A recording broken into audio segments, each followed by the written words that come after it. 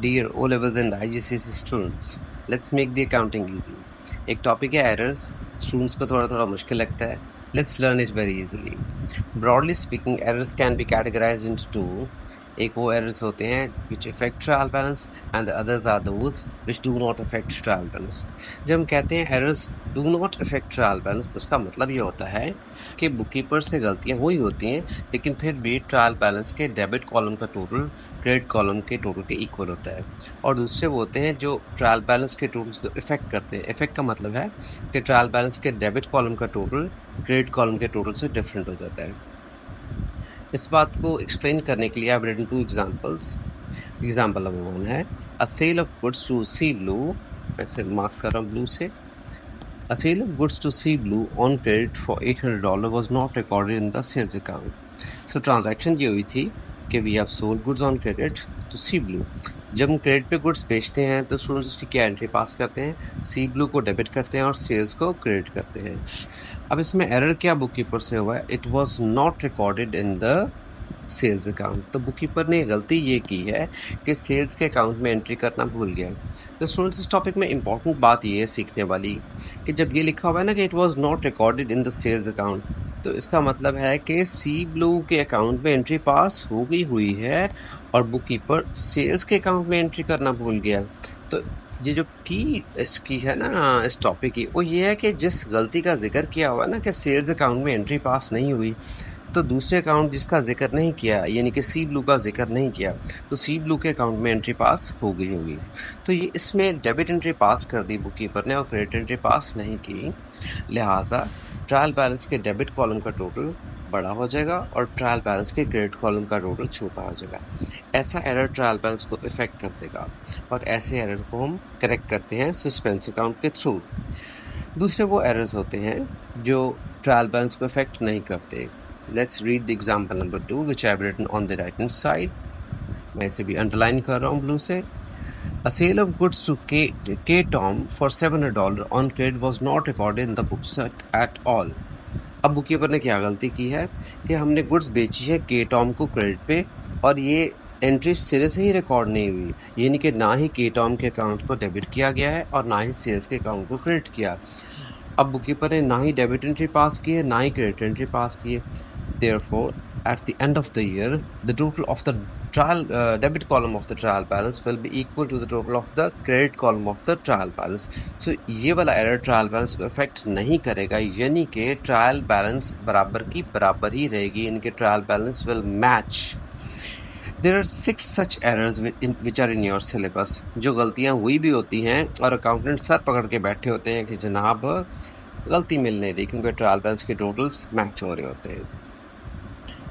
The names of these 6 errors are error of omission, error of commission, error of principal, compensating errors, error of original entry, and complete reversal of entries. Let's discuss all of these one by one. Error of omission, simple language में अगर मैं कहूँ, ये वो error होता है कि transaction हो गई है स्टूडेंट्स और बुककीपर ने एंट्री सिरे से पास की ही नहीं. नाइदर ही डेबिटेड वन अकाउंट और नॉर ही क्रेडिटेड अदर अकाउंट. ना ही डेबिट एंट्री पास की ना ही क्रेडिट एंट्री पास की, तो ट्रायल बैलेंस के टोटल्स तो मैच करेंगे ही करेंगे. Let's read the definition and example that I have written. इसे हम मार्क करें येलो से, हाईलाइट कर रहा हूँ. एरर ऑफ ओमिशन की डेफिनेशन पढ़ रहा हूँ.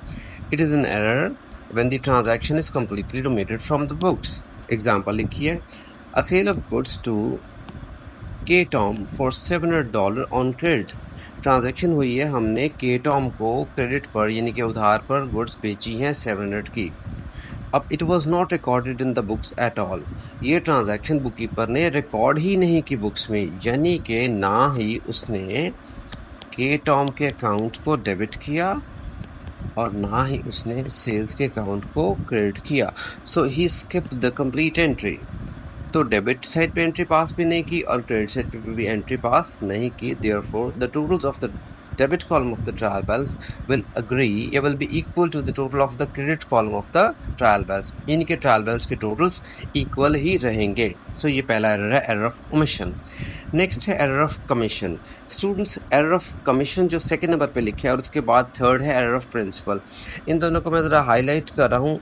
स्टूडेंट्स, इन दोनों को ज़रा मिक्स कर देते हैं. एरर नंबर 2 जो error of commission and error of principle, ज़रा ध्यान सुनिएगा इनका डिफरेंस. एरर ऑफ कमीशन में ये होता है, कमीशन की बात करो, कमीशन में ये होता है कि बुक कीपर किसी गलत अकाउंट में एंट्री पास कर दे, लेकिन वो जो दूसरा अकाउंट है जिसमें एंट्री पास कर दे वो भी सेम कैटेगरी का ही हो। फॉर एग्जांपल, अगर बुक कीपर ने एंट्री पास करनी है वेजेस के अकाउंट में, तो वेजेस के बजाय वो रेंट के अकाउंट में एंट्री पास कर दे, या रेंट के बजाय इंश्योरेंस के अकाउंट में पास कर दे एंट्री, या इंश्योरेंस के बजाय स्टेशनरी के एक्सपेंस में पास कर दे। सो गलती तो उसने की है, but he has pass the entry in the wrong account which also belongs to the same category, क्योंकि रेंट हो, वेजेस हो, सैलरीज हो, इंश्योरेंस हो, these all are revenue expense for the business. तो ऐसा एरर हो जाएगा, एरर ऑफ कमीशन। लेकिन यही बुक कीपर किसी मोटर एक्सपेंस को या इंश्योरेंस को डेबिट करने के बजाय किसी नॉन करंट एसेट को डेबिट कर दे, मशीनरी को, कंप्यूटर को, लैंड को डेबिट कर दे, या ड्राइंग्स को डेबिट कर दे, ऑल टुगेदर डिफरेंट कैटेगरी में चले जाए, तो उसे कह देंगे error of principle. So let's read their definitions. Error of commission कहता है, मैं उसे अंडरलाइन कर रहा हूँ डेफिनेशन को, it is an error when the amount is recorded in the wrong account of the same category, same class. For example, motor expenses of 1200 was recorded in the wages account. यानी कि bookkeeper को चाहिए था motor expenses को debit करे bye 1200, लेकिन bookkeeper ने गलती से वेजेस के अकाउंट को डेबिट कर दिया। अब मोटर एक्सपेंसेस भी रेवेन्यू एक्सपेंस होता है और वेजेस अकाउंट भी, वेजेस भी एक रेवेन्यू एक्सपेंस होता है। So he has pass the entry in the wrong account. गलती की तो की है उसने, मोटर एक्सपेंसेस को डेबिट नहीं किया, उसके बजाय वेजेस को डेबिट कर दिया, लेकिन दोनों अकाउंट सेम कैटेगरी में फॉल करते हैं। Both are the revenue expenses for the business. So let's do it. अब मोटर ट्रांजैक्शन क्या हुई थी? Motor expenses of 1200। जब हम कहते हैं मोटर एक्सपेंसेस ऑफ 1200, इसका मतलब we paid motor expenses of 1200। Students, इसकी एंट्री क्या होनी चाहिए जब हम मोटर एक्सपेंसेस पे करते हैं? यस, मोटर एक्सपेंसेस को डेबिट करते हैं, ओके, और बैंक को हम करते हैं क्रेडिट। ये उसकी नॉर्मल एंट्री होती है। ये ट्रांजैक्शन हुई थी। फिर मैं अंडरलाइन कर रहा हूँ इसे ग्रीन से। एरर क्या हुआ? It was recorded in the wages account. इसका मतलब ये है इस टोन का कि मोटर एक्सपेंसेस को डेबिट करने के बजाय बुककीपर ने वेजेस के अकाउंट को डेबिट कर दिया। तो मोटर एक्सपेंसेस को डेबिट करना भूल गया। मैं मोटर एक्सपेंसेस के अकाउंट को खाली छोड़ रहा हूँ, क्वेश्चन मार्क लगा रहा हूँ कि मोटर एक्सपेंस को डेबिट नहीं किया। इसकी बजाय बुककीपर ने गलती से वेजेस के अकाउंट को डेबिट कर दिया। अब गलती तो बुककीपर ने कर दी। अब बैंक अकाउंट का इसमें मैंने जिक्र नहीं किया हुआ। तो की जो बात है ना, इस टॉपिक की समझने की सबसे इम्पॉर्टेंट बात ये कि जिस अकाउंट का जिक्र नहीं किया मैंने, जैसे बैंक की एंट्री का मैंने नहीं लिखा हुआ कि बैंक अकाउंट में क्या एंट्री पास की है, तो सबसे ज़्यादा काम की बात इस टॉपिक में ये कि उस अकाउंट में ठीक एंट्री पास हो गई होगी, यानी कि बैंक को क्रेडिट कर दिया गया होगा, लेकिन मोटर एक्सपेंसेस की बजाय वेजेस को डेबिट कर दिया।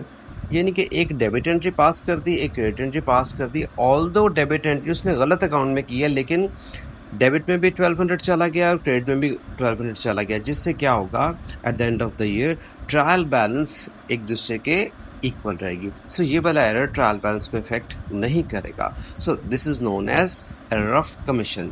इन्हें करेक्ट करना हम नेक्स्ट वीडियो में करेंगे। नेक्स्ट चलते हैं जी, error of principal.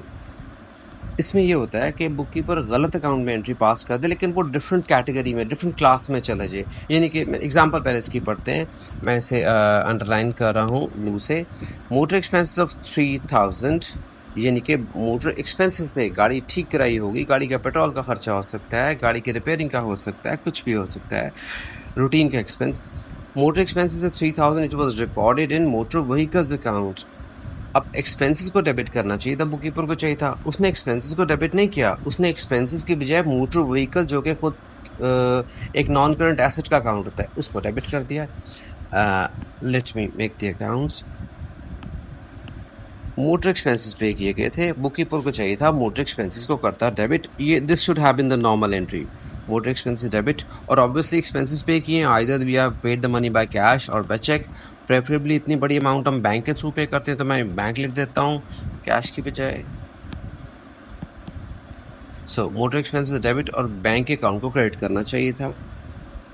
Rest of the sentence बताता है वॉज के बाद इट वॉज रिकॉर्डेड, रेड से अंडरलाइन कर रहा हूँ दोबारा से, it was recorded in motor vehicles account.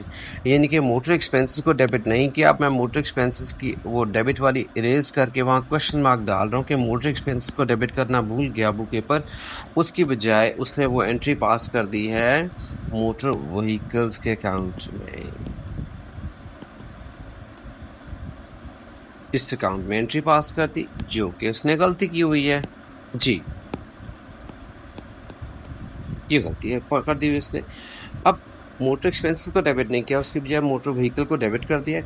और दूसरी एंट्री का जिक्र नहीं किया मैंने कि बैंक अकाउंट के साथ क्या किया, तो ऑब्वियसली बैंक अकाउंट में ठीक एंट्री पास हो गई होगी। सो डेबिट एंट्री भी होगी और क्रेडिट एंट्री भी होगी है, तो ट्रायल बैलेंस इक्वल की इक्वल ही रहेगी। Such an error is known as error of principal.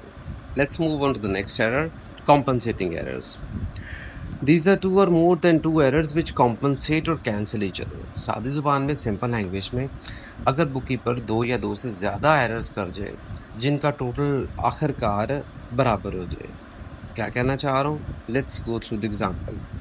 Example लिखिए, sales and purchase both account were overstated by $10। यानी कि फॉर एग्जाम्पल एक जी बुककीपर ने सेल्स का अकाउंट बनाना था, सेल्स के अकाउंट में एंट्री पास करनी थी $60 की, लेकिन बुककीपर ने 60 के बजाय सेल्स के अकाउंट को क्रेडिट कर दिया $70 से। So actually he has overstated the sales account to by $10। ऐसा करने से ट्रायल बैलेंस का क्रेडिट कॉलम $10 से ओवरस्टेट हो जाएगा। अब एक साइड बड़ी हो जाएगी, लेकिन कुछ अरसे बाद उसने क्या किया, बुककीपर ने परचेज के अकाउंट में लेट्स सपोज डेबिट साइड पे एंट्री पास करनी थी $120 की, तो 120 के बजाय वो गलती से एंट्री पास कर देता है, परचेज को डेबिट करता है बाय $130। ऐसा करने से उसने डेबिट साइड $10 से बड़ी कर दी। कुछ दिन पहले उसने क्रेडिट साइड बड़ी कर दी थी $10 से, और after few days he made a mistake that he overstated the debit column by 10। आखिरकार 10 और 10 एक दूसरे से कैंसिल हो जाएंगे और ट्रायल बैलेंस के दोनों कॉलम्स एक दूसरे के साथ मैच हो जाएंगे। Let's move on to the error number 5, error of original entry. Students, ये वाला एरर समझने के लिए आपको ट्रांजैक्शंस को रिकॉर्ड करने का सीक्वेंस पता होना चाहिए। सबसे पहले ट्रांजैक्शन रिकॉर्ड की जाती है इनवॉइसेस में, यानी कि डॉक्यूमेंट्स में। डॉक्यूमेंट्स के बाद बारी आती है डे बुक्स की। डे बुक्स को हम बुक्स ऑफ ओरिजिनल एंट्री भी बोलते हैं, बुक्स ऑफ प्राइम एंट्री भी बोलते हैं, और जर्नल्स भी कहते हैं। जर्नल्स में ट्रांजैक्शन रिकॉर्ड करने के बाद वो पोस्ट की जाती हैं लेजर अकाउंट्स में, यानी कि टी अकाउंट्स में। यानी कि अगर इनवॉइस में गलती होगी तो वहीं से वो गलती आगे जर्नल्स में चली जाती है, और जर्नल में गलती होगी तो वो आगे लेजर अकाउंट्स में भी चली जाती है। Now let's read the example first. पहले हम एग्जांपल डिस्कस करते हैं, फिर इसकी डेफिनेशन पढ़ेंगे जो मैंने एरो से पॉइंट आउट की हुई है। अब मैं अंडरलाइन भी कर रहा हूँ ब्लू से। Purchase of goods for $620 from D Norman. हमने डी नॉर्मन से क्रेडिट पे यानी कि उधार पे गुड्स खरीदी हैं। कितने की? $620 की। Be careful with the amount. अब इट वाज रिकॉर्डेड एज 602, गलत अमाउंट चलेगी। कहाँ पे? In the purchases journal, journal के अंदर गलत चलेगी, या in the purchase invoice. Students, सबसे पहले इनवॉइस में एंट्री पास होती है, उसके बाद जर्नल्स की बारी आती है। लेंगे लेट्स सपोज कि this is our purchases journal. First column, we write date. In the next column, we write details. And in the third column, we write the amount. So we purchase goods from D Norman for amount 620. Students, correct amount थी 620, लेकिन गलती से 602 record हो गई। ये तो जनाब गलती हो गई है। अब ये गलत अमाउंट रिकॉर्ड होगी 620।